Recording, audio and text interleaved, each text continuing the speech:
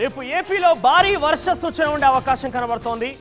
బంగాళాఖాతంలో అల్పపీడనం ఏర్పడే అవకాశం ఉంది. మరోవైపుగా ఈ అల్పపీడనం వాయుగుండంగా మారే అవకాశం ఉంది. తమిళనాడు, కేరళ వైపు నుంచి ఇటు ఆంధ్రప్రదేశ్లో భారీ వర్ష సూచన ఉండే పరిస్థితి నెలకొంది.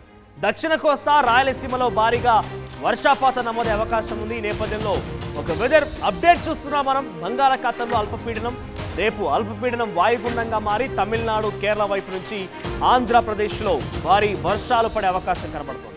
సో దక్షిణ కోస్తా, రాయలసీమలో భారీ వర్ష సూచన ఉండే అవకాశం కనబడుతోంది. ఈ నేపథ్యంలో కొంత ఏపీ ప్రజలకి హై అలర్ట్ జారీ చేసింది వాతావరణ శాఖ. దీనికి సంబంధించి మరిన్ని అప్డేట్స్ వర్మ అందిస్తారు. వర్మ, సో ఏపీ వెదర్ అప్డేట్కి సంబంధించినటువంటి తాజా ఇన్ఫర్మేషన్ ఏంటి? సో బంగాళాఖాతంలో అల్పపీడనం, ఆ తర్వాత అల్పపీడనం కాస్త వాయుగుండంగా మారి తమిళనాడు, కేరళ మీదుగా ఆంధ్రప్రదేశ్లో భారీ వర్ష సూచన ఉండే అవకాశం ఉంది.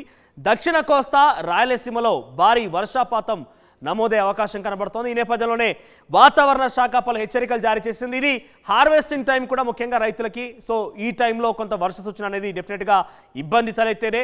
సో భారీ వర్ష సూచన ఉన్న నేపథ్యంలో ఎటువంటి విధంగా అక్కడ ప్రభుత్వం చర్యలు తీసుకుంటుందనేది మా ప్రతినిధి వర్మ అందిస్తారు. వర్మ, సో ఏపీకి సంబంధించిన వెదర్ అప్డేట్స్ ఏంటి, ఏం చెప్తున్నారు వాతావరణ శాఖ? చూసుకుంటే కనుక దక్షిణ అండమాన్ తీరంలో ఏర్పడిన ఒక అల్పపీడన ఆవర్తనం క్రమంగా పుంజుకుంటూ ఉంది. అది రేపటికల్లా అల్పపీడనంగా మారే అవకాశం ఉందని భారత వాతావరణ శాఖ పరిశీలిస్తా ఉంది. ఈ నేపథ్యంలోనే రేపు ఒకవేళ అల్పపీడనం ఏర్పడిన తర్వాత మరో 2 రోజులకి అది వాయుగుండం మరో 2 రోజుల తర్వాత తుఫానుగా మారే అవకాశం ఉందని ఇప్పటికే భారత వాతావరణ శాఖ అంచనా వేస్తోంది. ఈ నేపథ్యంలో రేపు అల్పపీడనం ఏర్పడిన తర్వాత నుంచి కూడా ఈ నెలాఖరు వరకు కూడా ఆంధ్రప్రదేశ్ అంతటా కూడా విస్తారంగా వర్షాలు కురిసే అవకాశాలు ఉన్నాయని చెప్తా ఉన్నారు. మరోవైపు చూసుకుంటే కనుక ఈ అల్పపీడనం వాయుగుండంగా మారే పరిస్థితుల్లో అటు రాయలసీమ, దక్షిణ కోస్తాతో పాటు ఇటు ఉత్తర కోస్తాలో కూడా భారీ నుంచి అతి భారీ వర్షాలు కురిసే అవకాశాలు ఉన్నాయి. తదనంతర పరిణామాల తర్వాత ఈ వాయుగుండం తుఫానుగా మారితే కనుక అది ఇటు ఆంధ్రప్రదేశ్ రాష్ట్రాల మధ్య తీరం దాటే అవకాశం ఉంది. అదే కానీ జరిగితే కనుక మొత్తం రాష్ట్రం అంతటా కూడా తీవ్రమైన వాతావరణ పరిస్థితులు తీవ్రంగా మారే అవకాశం ఉంది. భారీ వర్షాలకు తోడు ఈదురుగాలులతో పాటు పెను ప్రమాదం పొంచి ఉండే అవకాశం ఉందని చెప్తా ఉన్నారు. ఈ నేపథ్యంలోనే ప్రస్తుతానికి అయితే తీరంలో ఉన్న మత్స్యకారులు, వేటకు వెళ్ళిన మత్స్యకారులు ఎవరైతే ఉన్నారో వాళ్ళు తీరంలోనే అందుబాటులో ఉండాలి.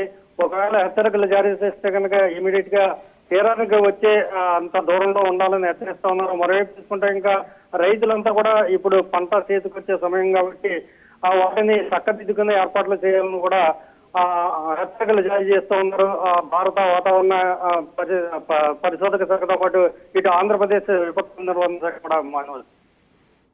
రైట్ వర్మ, సో మొత్తం మీద వాయుగుండంగా మారే అవకాశం ఉన్న నేపథ్యంలో భారీ వర్ష సూచన ఉంటే ఆంధ్రప్రదేశ్కి డెఫినెట్గా ఇది రైతులకు కోతలు వచ్చే సమయం కాబట్టి కొంత ఇబ్బంది పడే అవకాశం ఉంది. సో ప్రభుత్వం కూడా హెచ్చరికలు జారీ చేస్తోంది. తీరం ప్రాంతం వెంట ఎవరైనా కనుక మత్స్యకారులు కానివ్వండి, ఎవరైనా ఇతరత్రలు వెళ్ళినా కూడా ప్రభుత్వ ఆదేశానుసారంగా వారు పాటించాల్సిన అవసరం ఉంది. లేదంటే పెద్ద ఎత్తున భారీ నష్టం వాటిల్లే అవకాశం ఉంటే కూడా అంచనా వేస్తున్న నేపథ్యంలో భారత వాతావరణ శాఖ హెచ్చరికల్ని ప్రభుత్వం చాలా సీరియస్గా తీసుకుంది. డెఫినెట్గా పలు ఆంక్షలు విధించే అవకాశం అయితే కనబడుతోంది.